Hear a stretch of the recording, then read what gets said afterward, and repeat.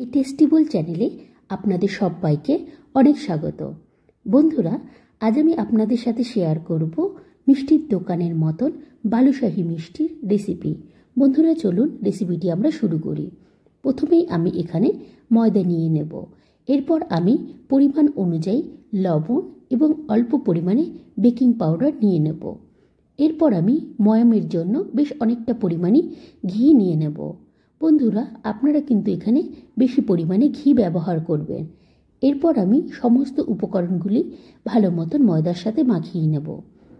এবার আমি অল্প অল্প জল দিয়ে ময়দাটিকে কোনো রকমভাবে মেখে রাখব। বন্ধুরা, আপনারা কিন্তু কখনোই লুচি বা রুটি করার মতন করে ময়দাটিকে মাখবেন না।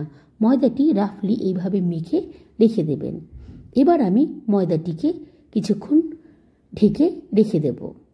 এবার পালা বন্ধুরা চাশনি তৈরি করার। এর জন্য আমি কড়াইতে 1 কাপ মতন জল দিয়ে দিয়েছি। জল ফুটতে আরম্ভ করলে আমি এখানে এলাচ দিয়ে দেব। বন্ধুরা, আপনারা কিন্তু চাইলে পাতলা চাশনিও তৈরি করে নিতে পারেন, আবার গাঢ় চাশনিও তৈরি করে নিতে পারেন।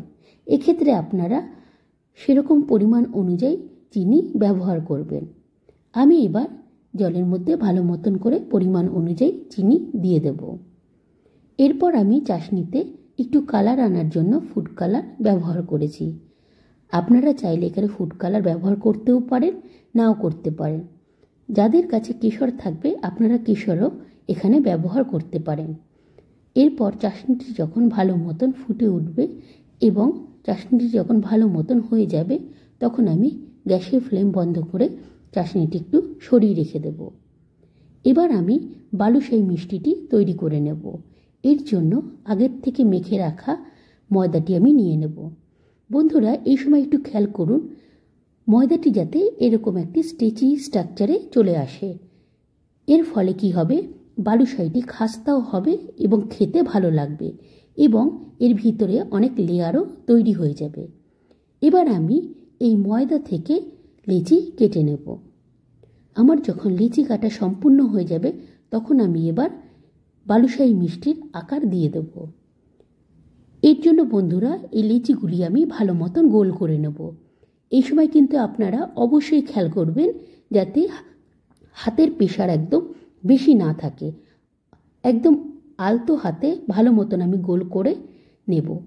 এরপর আমি বালুশাহী মিষ্টির ভেতরে একটু ছেদ করে নেব, কেননা মিষ্টিটি যাতে ভালো মতন ভাজা হয় এবং চাশনিটি যেন ভালো মতন মিষ্টির ভেতরে ঢোকে।